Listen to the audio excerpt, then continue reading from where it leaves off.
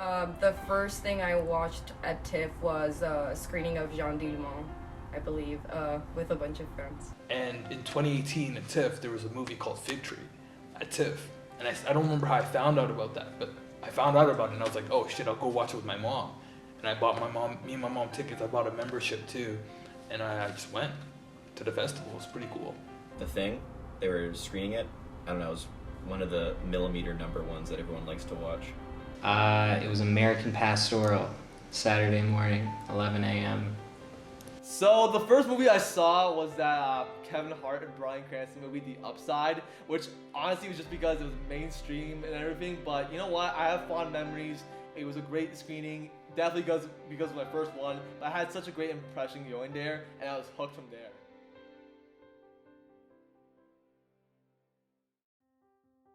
It's a cliche, but it's full of movie lovers and people who love the movie. And what really struck me is just how people react to the movie. Like there's clapping, there's cheering, people react to the films. There's even an anti-piracy warning, and people say "arg," and it's just the coolest thing ever. No, like seriously, it's just the energy. It's unmatched. I really appreciate dealing with people that like really love movies, and I learn a lot from people. Like I'll sit beside someone random, and they'll just start a conversation with me, and you know. They'll tell me about random movies, they'll like ask me what kind of genre I like, and then they'll just tell me about movies and I'll take notes and I'll go home and do research. It's really cool. I've never had an experience at TIFF where people interrupt the movie and I'm like, I just wasted $15 on a ticket and I couldn't even enjoy the movie because people were like talking or on their phone. I've never had that.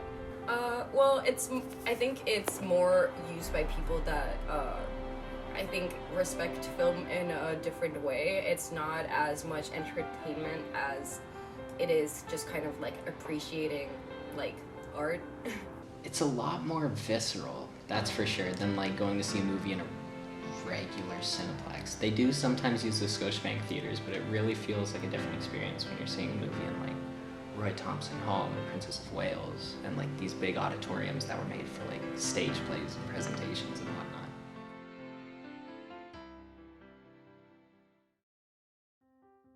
Like TIFF is a very inclusive place due to their programming. There's really something for everybody there. They have like mainstream Hollywood releases, and when I went to the festival a lot, I really liked checking out like stuff that was in the Wavelengths program or the Contemporary World Cinema program.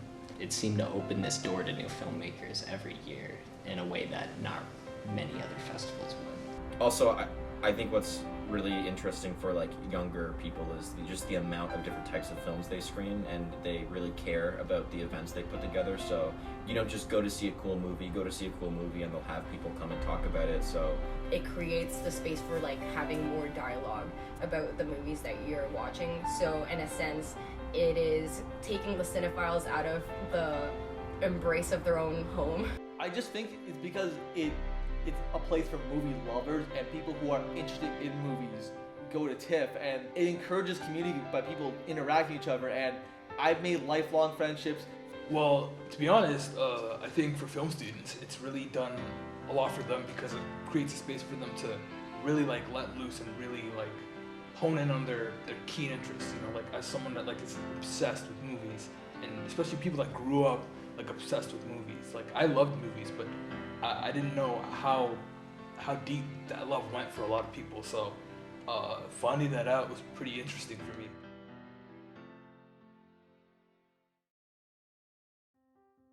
Festival Street is just something I've never seen before. Like, who shuts down an entire street just to walk around and stuff? But it's so fun. There's all the pop-up venues, and there's all the people there really excited. You can talk to them, interact with them. Just go to the light box and just check out like any movies that they have screening at the time.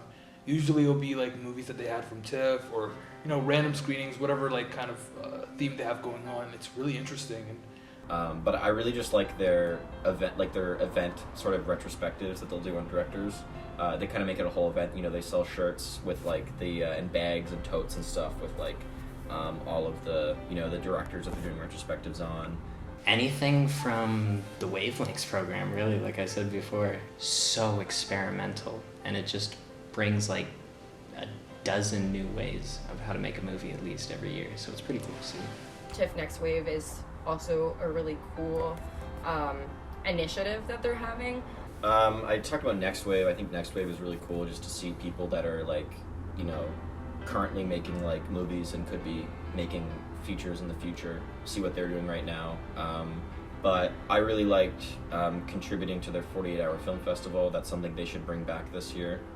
Another thing that is probably cool to check out is the 48-hour film festival, especially if you like making movies. When I was in high school and no one around me cared about movies as much as I did, TIFF was really instrumental in telling me that this is what I want to do for the rest of my life. So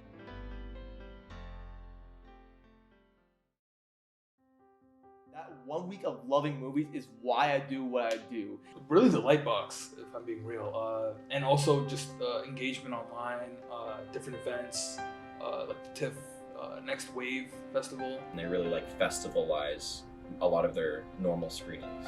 I don't think it's just 1 week. I think it's year long. It can be like every Friday kind of thing. It's not just you're going to watch the selected films for a festival, you're going to watch the curations that they're providing. Higher tier movies where everyone's talking about them. It's cool to get to see, have those directors come in and those producers come in and those actors come in and give a behind the scenes of what it was like making the movie. Making movies, loving films, helping each other out, just fostering this open community where no one's excluded, everybody can come in. It is like a year-long fest, and it is also like a social event. You can have really good conversations and really good relationships with people that you've met there. A lot of friends that you can keep around.